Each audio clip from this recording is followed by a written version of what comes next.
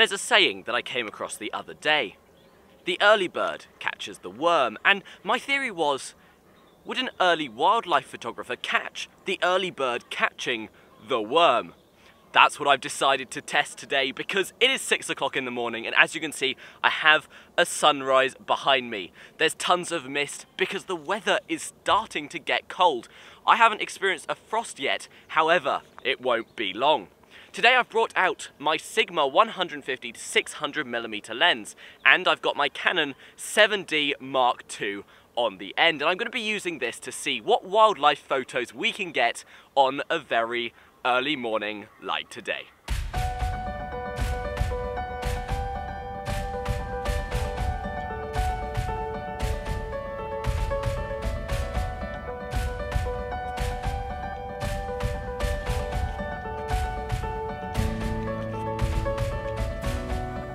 Now, the lighting on me right now is terrible because I turned my ISO all the way down, but the reason I did that is so you can appreciate this beautiful sunrise. Look at the oranges and the reds and the pinks. Now, I love a good sunrise. It's so refreshing. It's such a cool thing to wake up and see. With this camera setting, I can do some pretty cool silhouettes. If I get my camera, oh, look at that. I think I have just made the thumbnail for this video. So I'm gonna get a time lapse going for the sunrise so you guys can watch that, hopefully sped up if all goes to plan, while I go find a place that I can set up with a tripod and my enormous wildlife camera to get some photos.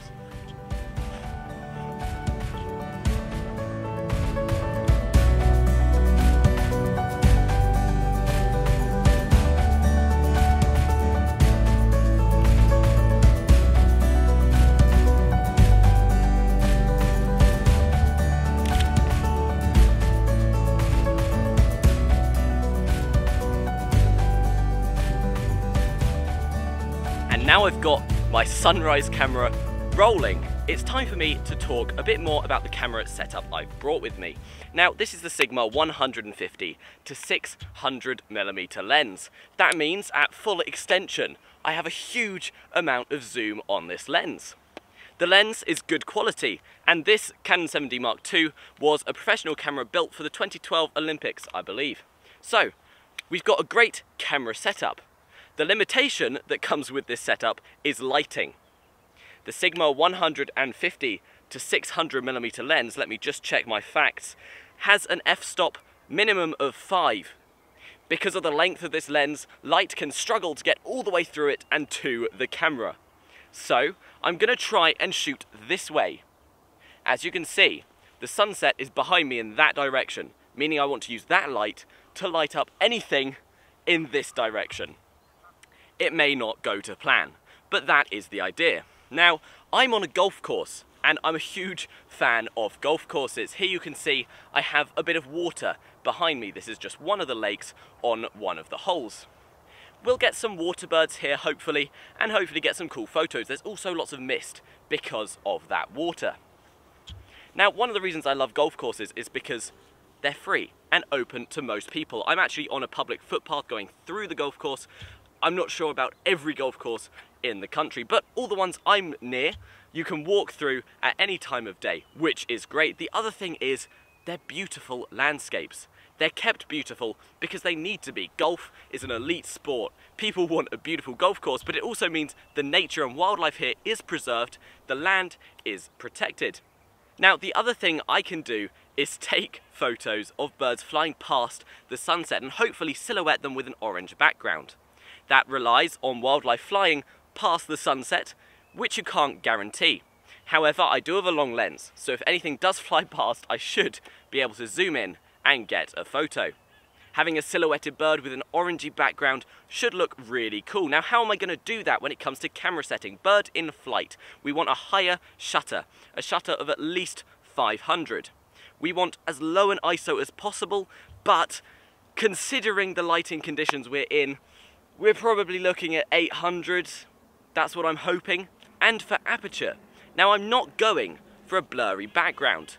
I want these trees and the sunset to be quite crisp, so I will have a higher aperture. However, again, because of the lighting, I need as much light to get into the lens as possible. So I'll probably put it up 1 or 2 stops to 6.3 in around the 7s.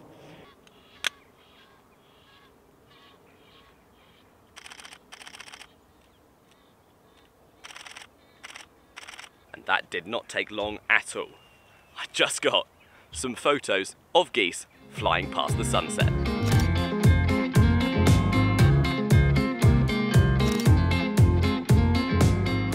You would probably expect that on an October morning this early it'd be pretty cold. For that reason, I brought gloves along with me. Something else I've got into recently is jackets, believe it or not, and this jacket I'm going to tell you a little bit about now. I bought it a couple of days ago and it has poppers which run down the middle and a zip. Now I bought this in a charity shop for only £12, and the reason I'm telling you that is because you don't have to splash out to get good clothing for wildlife photography. Now, knowing it's going to be cold out with the winter coming up, I thought I need a big jacket. The inside of this jacket is fluffy. Look at that fluff. It's got a pocket inside, lots of fluff, and I'm not sure if you've seen already, it's got like a velvety feel to the outside of the jacket.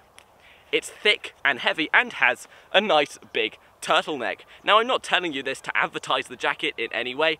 I'm just telling you this because I'm a huge fan of jackets nowadays, and buying this one cheap made me very happy. I thought I'd share it with you guys and make you consider before you go out in the freezing cold what you're going to bring with you to keep you warm.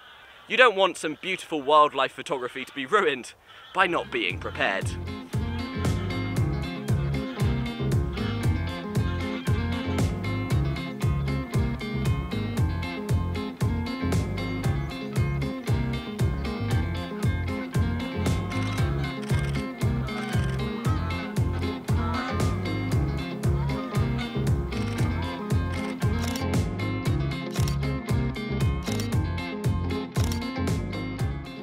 And behind me, I've set up my camera on my heavy-duty gimbal. That allows me to use the huge camera setup nice and easily. It's currently filming birds on this lake. There's a couple of swans, and through the mist, they're looking pretty cool.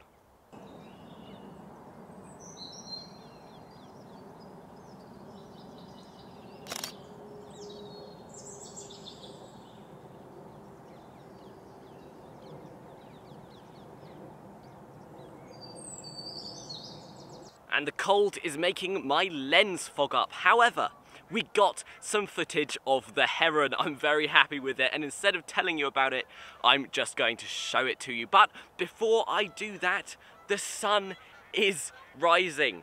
It's very misty, so you may not be able to see it on this camera, but on my action camera, the time-lapse is coming along. Some more noisy geese. They keep flying around. They're clearly coming from their roosts, which is awesome. But before I show you the heron footage, let me show you the beautiful sunrise.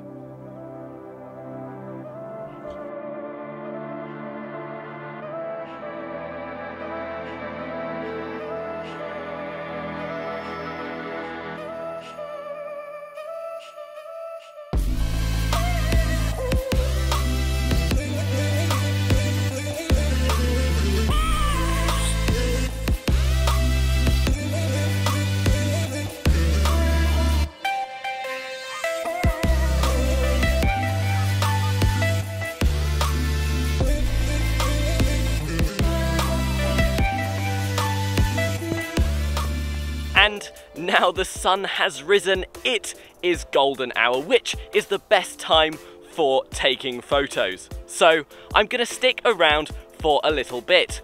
Side note, it's a Sunday and I do have church to get to for 10 o'clock, but that gives me about an hour to see how many awesome photos I can get.